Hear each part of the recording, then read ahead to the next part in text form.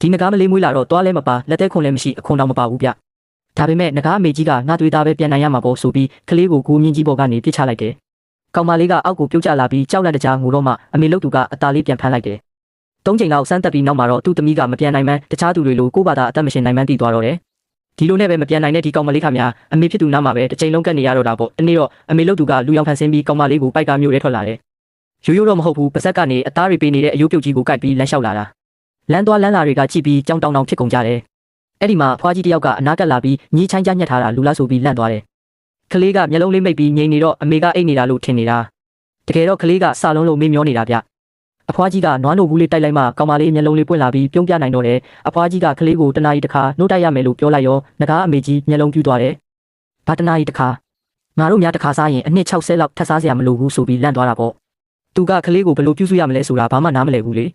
ဒါပေမဲ့ကလေးကစားနေပြီဆိုတော့အမေကြီးလည်းကလေးကိုပိုက်ပြီးအဖွားကြီးအိမ်ကနေအမြန်ထွက်လာခဲ့တယ်တော်ရဲရောက်တော့ငကားအမေကြီးကသူ့ရဲ့အရှိန်ဝါကိုတုံးပြီးတောကောင်ကြီးကိုခေါ်လိုက်တယ်ဝင်ပလွေဝက်ဝင်တမင်ကြားအကုန်လုံးကြောက်ပြီးဒူးတုံနေကြတာပေါ့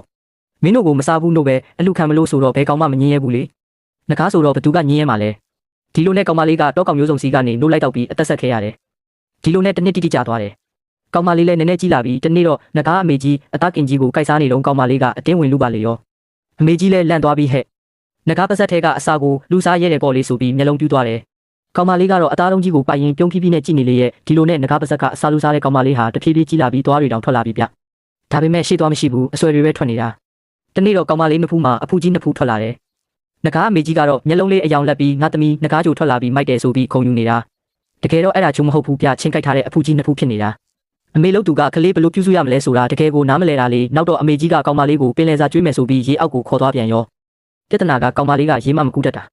ငကားအမေကြီးကတော့ငါကမွေးကလေးကရေကူးတတ်တာရေနစ်တယ်ဆိုတာငါအပိတံမှာမရှိဘူးဆိုပြီးသမီးကိုပြစ်ထားတာလေကောင်မလေးရေမုန်းပြီးတတိလက်သွားတော့မှအမေကြီးကအပေါ်ပြန်ဆယ်လာပြီးငါသမီးအိမ်ငိုက်သွားတာပဲဆိုပြီးသဘောထားလိုက်သေးတယ်ဒီလိုနဲ့တတိလက်နေတဲ့ကောင်မလေးကိုကြောပေါ်တင်ပြီးပြန်လာတော့လမ်းမှာနှက်မင်းချောချောလေးတစ်ပါးကလာလာတယ်ဒီကလေးတေတော့မယ်ငါ့ကိုပေးဆိုပြီးပြောရောအမေကြီးကလန့်သွားပေမဲ့ဘာတရားမှလည်းအိမ်နေရလို့ပြန်ရင်းနေနှက်မင်းကကလေးကိုအတင်းယူပြီးကြောကိုရိုက်ချလိုက်တော့ကောင်မလေးပါဆက်ထဲကရေတွေထွက်လာပြီးအားရပါရငိုပါလေရောအသက်ပြန်ရှင်သွားတာပေါ့ဒါပေမဲ့ငကားအမေကြီးကတော့သူ့သမီးကိုအနိုင်ကျင့်နေဆိုပြီးအဲ့ဒီနှက်မင်းကိုအသေးလဲမုံသွားတယ်နောက်ပိုင်းကောင်မလေးနည်းနည်းထက်ကြီးလာတော့အမေကြီးကအဲ့ဒီအကြောင်းပြန်ပြောပြတယ်အဲ့ဒီနှက်မင်းသာမလာရင်ငါတို့တောင်ပေါ်ကပွဲတော်ကြီးမှာစားကောင်းတောက်ခွဲတွေစားရမှာသူကနင့်ကြောကိုအတင်းထုပြီးနာအောင်လှုပ်သွားတာဆိုပြီးကလေးကိုမြှောက်ပေးတာကောင်မလေးကလည်းမျက်မှောင်လေးကုပ်ပြီးဟုတ်တယ်အဲ့ဒီနှက်မင်းကလူစိုးတောက်ရမ်းမုံမှုကောင်းနေဆိုပြီးအမေနဲ့သမီးနှစ်ယောက်သားနှက်မင်းကိုအတင်းတုတ်ကြပါလေတော့တနေ့တော့တောင်ပေါ်မှာအမေနဲ့သမီးလမ်းလျှောက်နေတော့ကောင်းကင်ကနေတိမ်စီးပြီးအရှိန်နဲ့ဖြစ်သွားတဲ့လူတစ်ယောက်ကကောင်မလေးကိုဝင်တိုက်သွားတယ်ကောင်မလေးခါမြမြေကြီးပေါ်လဲကျသွားတာပေါ့ငကားအမေကြီးကဟိတ်ကောင်ဝင်တိုက်သွားတာတောင်းပန်လေးဆိုပြီးဒေါသတကြီးနဲ့အဲ့ဒီလူနောက်ကိုပြေးလိုက်သွားလိုက်တာအောက်မှာကြံခဲ့တဲ့သမီးလေးကိုလုံးဝမေ့သွားပါလေရောကောင်မလေးကတော့အမေကြီးထွက်သွားတဲ့နောက်ကိုလက်လေးလမ်းပြီးမျက်ရည်လေးဝဲကငေးကြည့်နေရရှာတယ်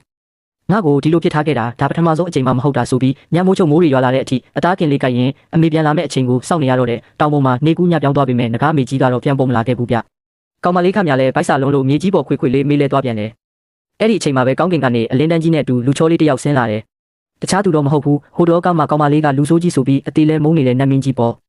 နတ်မင်းကကောင်မလေးကိုကြည့်ပြီးတပြင်းချရင်မှော်ဆေးရည်ပလင်းလေးတစ်လုံးထုတ်တိုက်လိုက်တယ်ဆေးရည်လေးတောက်လိုက်ရတာနဲ့ကောင်မလေးလည်းဘိုက်ဝသွားပြီးအားရချက်ချင်းပြန်ပြေးလာတယ်စိတ်ထဲမှာတော့ဒီလူဆိုးကြီးကငါအမေထက်တောင်သဘောကောင်းနေပါလားလို့တွေးမိသွားသေးတာအားလည်းပြေရောကောင်မလေးကချက်ချင်းအကျင့်ပြန်စစ်တော့တာပဲနတ်မင်းကိုလက်ညှိုးငေါက်ထိုးပြီးရှင်ကလူဆိုးဟိုလူတွေဝင်တိုက်သွားတာကိုလွတ်ထားတယ်ဆိုပြီးရန်စတွေ့ပါလေရော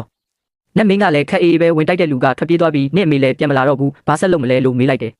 ကောင်မလေးလည်းဘာလို့ရမှမသိတာနဲ့အဲ့ဒါဆိုလဲကျမကိုအမေစီလိုက်ပို့ပေးဆိုပြီးအတင်းပူစာတော့တာပဲဒီလိုနဲ့ကလေးကိုဘယ်လိုခေါ်သွားရမလဲပြဿနာတက်ပြန်ရောကောင်မလေးကကျမအမေကတော့ကျမကိုချိုင်းချညက်သွားတာဒါမှမဟုတ်ပါစက်နဲ့ကြိုက်သွားတာရှင်လဲအဲ့လိုခေါ်သွားလေဆိုပြီးအကြံပေးနေသေးတာနတ်မင်းခမရလဲပြောမနိုင်တဲ့အစုံကလေးကိုအသားလေးပွေ့ချပြီးအမေရှာပုံတော်ဖွင့်ရတော့တယ်တကယ်တော့အဲ့ဒီနတ်မင်းကတာမန်နတ်မင်းမဟုတ်ဘူးဗျနတ်ပြည်မှာအာဏာအကြီးဆုံးကတော့ဟွာနတ်မင်းကြီးတဲ့ဒီတည်င်းလဲကြာရောနတ်ပြည်ကနတ်တွေအကုန်အုပ်အော်တောင်းနေဖြစ်ကုန်ကြတယ်ဟဲ့ငါတို့နတ်မင်းကြီးကအစည်းအဝေးတွေတရားပွဲတွေအကုန်ဖြတ်ပြီးကလေးတယောက်ကိုပိုက်ကမိစ္ဆာပြည်အထိအမေလိုက်ရှာပေးနေတဲ့ဟာဆိုပြီးသတင်းတွေပြန်ကုန်တာနောက်ဆုံးတော့နတ်တွေကြားမှာနေပါဦးအဲ့ဒီကလေးကများနတ်မင်းကြီးရဲ့တိတ်တိတ်ပုံတွေးသားဖြစ်နေမလားဆိုပြီးအတင်းတွေတုတ်လာကြပါတော့တယ်ကောင်မလေးကိုချီပြီးနတ်မင်းကြီးနတ်ပြည်ပြန်ရောက်လာတော့နတ်တွေအကုန်ပါဇက်အဟောင်းသားနဲ့ဝိုင်းကြည့်ကြတာပေါ့ဟာနတ်မင်းကြီးမှာသမီးလေးရှိနေတာလားဆိုပြီးအံ့ဩနေကြတာလေကောင်မလေးကလည်းနတ်မင်းကြီးရဲ့လက်ဘင်းကိုဖက်ပြီးအမေပြောက်လို့လိုက်ရှာပေးနေတာလို့ပြောလိုက်တော့ပူဆိုးသွားတယ်နတ်တွေကနတ်မင်းကြီးကသူ့မိန်းမပြောက်သွားလို့ကလေးကိုချီပြီးလက်ရှာနေတာကိုဆိုပြီးတလွဲတွေတွေးကုန်ကြတာတချို့ကဆိုနတ်မင်းကြီးကအစည်းအဝေးတွေတောင်ဖြစ်ပြီးကလေးထိန်းနေတာဒီကလေးကသူ့ကလေးအစ်စ်ပဲနေမှာလို့တောင်ထင်နေကြတယ်တနေ့တော့လူပြည်ကစားတောက်ဆိုင်တစ်ဆိုင်မှာကောင်မလေးကကြက်ကင်ကိုပါဇက်အပြည့်ကိုက်စားနေတယ် နတ်မင်းကြီးကဘေးကနေကြည့်ပြီးငါနဲ့အမေပျောက်သွားတဲ့တောင်ကိုတွားရှာပြီးမရှိတော့ဘူးနဂါးတွေကကလေးကိုပြစ်ထားတတ်တဲ့အချင်းရှိတယ်အဲ့တော့နင့်ကိုထားခဲ့တာဖြစ်မယ်လို့ပြောလိုက်တယ်အဲ့ဒီစကားလဲကြားရောကောင်မလေးကစားလက်စားချက်ကင်ကြီးကိုကင်ပြီးအမေကိုလိုချင်တယ်ဆိုပြီးစပွဲကိုထုပြီးအကျဲကြီးငိုပါလေရောဆိုင်ထဲကလူတွေအကုန်လုံးလှည့်ကြည့်ပြီးဒီလူချောကြီးကကလေးကိုနှိပ်စက်နေတာလားဆိုတဲ့အကြည့်တွေနဲ့ကြည့်ကြတာပေါ့နတ်မင်းကြီးလည်းအခြေအနေမဟန်တော့တာနဲ့အေးပါဆက်ရှာပေးမယ်မငိုနဲ့တော့လူချောရတော့တယ်အဲ့တော့မှကောင်မလေးကမျက်ရည်လေးတုပ်ပြီးဒါဆိုလဲဝက်နံရုပ်ကင်ထပ်မှာပေးဆိုပြီးပြုံးလေးပြောလိုက်တယ်နတ်မင်းကြီးလည်းတပြင်းချပြီးဝက်နံရုပ်ကင်တစ်ဆက်ပွဲထက်ယူခဲ့လို့မှားလိုက်ရတော့တာပေါ့ဗျာ